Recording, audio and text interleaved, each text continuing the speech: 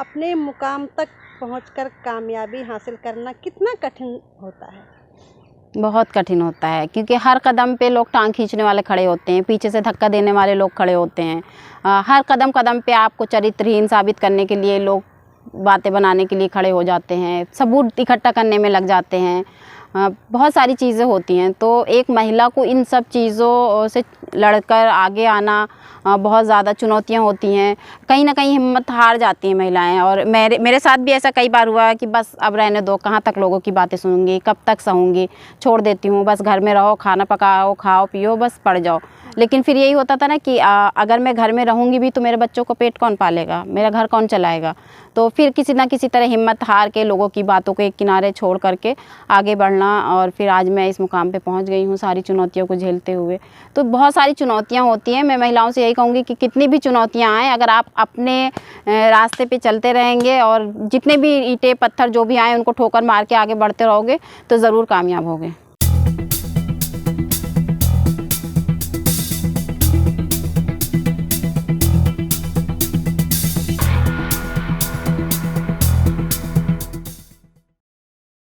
हाँ, 2007 में मेरा एक पड़ाव था, जो मतलब उस टाइम की जो स्थिति थी कि कुछ समझ में नहीं आ रहा था कि मैं किधर जाऊंगी, क्या करूंगी, कैसे अपनी ज़िंदगी को आगे बढ़ाऊंगी। क्योंकि मेरे 5 बच्चे थे छोटे छोटे, और किसी का भी सहारा नहीं था, ना मायके का, ना ससुराल का, ना किसी दोस्त या किसी का भी, मतलब किसी भी तरफ से मुझे ये नहीं लग रहा था कि मुझे यहाँ से सपोर्ट मिलेगा और यहाँ से मैं अपनी ज़िंदगी की शुरुआत कर सकती हूँ। समय आपने क्या सोचा था? उस टाइम कुछ सोचने समझने की कुछ स्थिति ही नहीं थी, समझ में नहीं आ रहा था कि मैं करूँगी क्या। मतलब जैसे ऐसा लग रहा था कि सोचने समझने का जो एक वो होता है वो बिल्कुल बंद हो गया था, क्योंकि रास्ता ही नहीं कुछ दिख रहा था।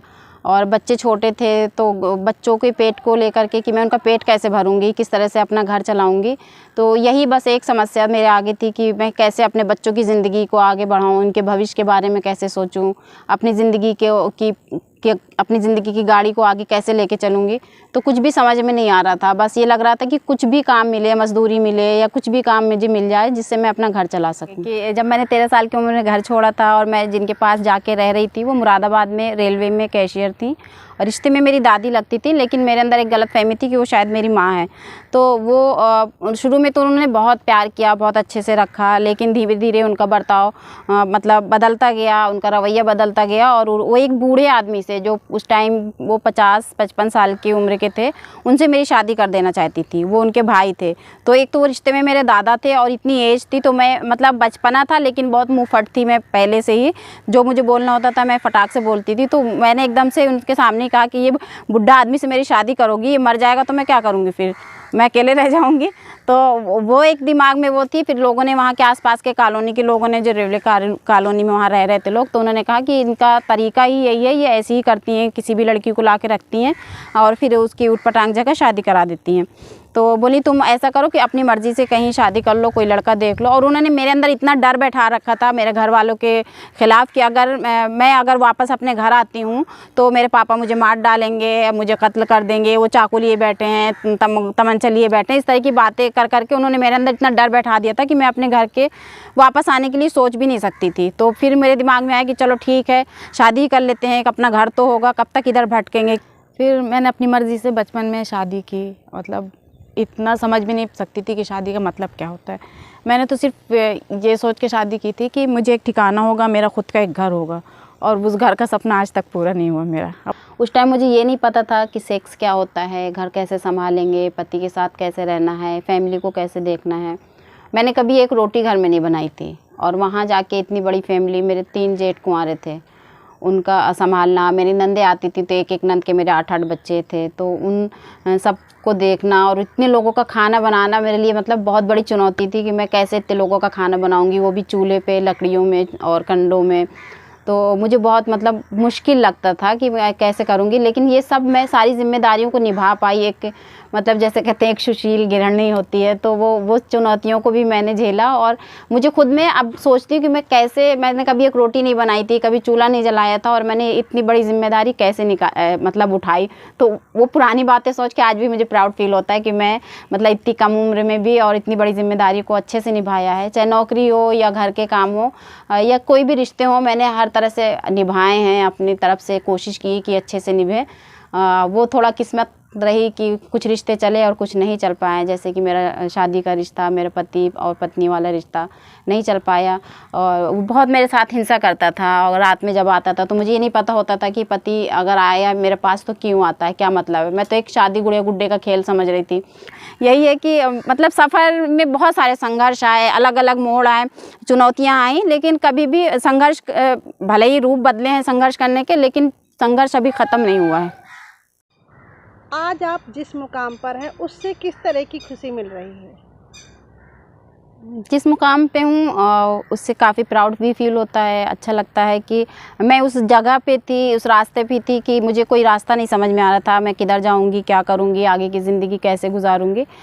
उसके बाद भी मैं बिल्कुल ज़ीरो होके, और कुछ भी मेरे पास नहीं था, किसी का सहयोग नहीं था, कोई मतलब आर्थिक व्यवस्था भी मेरी इतनी अच्छी नहीं थी कि मैं कोई बिज़नेस कर लूँगी या कुछ कर लूँगी। उसके बाद भी कुछ ना होने के बाद भी आज मैं इतने अच्छे मुकाम पे हूँ। आज मुझे लोग मेरे नाम से जानते हैं, ना कि मेरे पापा, मेरे भाई, मेरे पति। उनका नाम तो मेरे साथ बहुत दूर तक भी नहीं जुड़ता है। या कभी रिश्तेदारों में जाऊंगी या कहीं जाऊंगी तो भले ही लोग कहेंगे कि उसकी बेटी है या उसकी बीवी है या उसकी बहन है, लेकिन मैं खुद के नाम से जानी जाती हूँ। किसी भी ज़िले में जाती हूँ तो मेरे नाम से मुझे लोग जानते हैं, तो मुझे बहुत अच्छा लगता है। क्या आपने कभी सोचा था कि आप पत्रकारिता के क्षेत्र में अपनी एक अलग पहचान बनाओगे? बिल्कुल नहीं सोचा था। पेपर पढ़ने का बहुत शौक़ था, बहुत अच्छा लगता था। बचपन से ही हम पेपर पढ़ते थे, बुक्स पढ़ते थे, पिक्चरों की किताबें आती थी, वो छुप छुप के पढ़ते थे। लेकिन कभी पत्रकार बनूंगी ये नहीं सोचा था, क्योंकि मैं इतनी पढ़ी नहीं थी, और यहाँ तक पहुँच जाना मेरा सपना ही नहीं था, क्योंकि मुझे लग ही नहीं रहा था कि मैं यहाँ तक पहुँचूंगी। उसके लिए बहुत सारी डॉक्यूमेंट्स की ज़रूरत होती है, बहुत सारी पढ़ाई की ज़रूरत होती है। वो पढ़ाई से तो मैं बहुत दूर थी, तो मुझे नहीं लग रहा था कि मैं वहाँ तक पहुँच पाऊँगी, मैं पत्रकार बन पाऊँगी। लेकिन आज मैं जिस मुकाम पे हूँ और एक सीनियर रिपोर्टर के पद पे हूँ, लोग मुझे मतलब जब पत्रकार बोलते हैं ना तो मुझे खुद में प्राउड फील होता है, क्योंकि मैं कभी सोच ही नहीं सकती थी कि मैं पत्रकार बन पाऊँगी।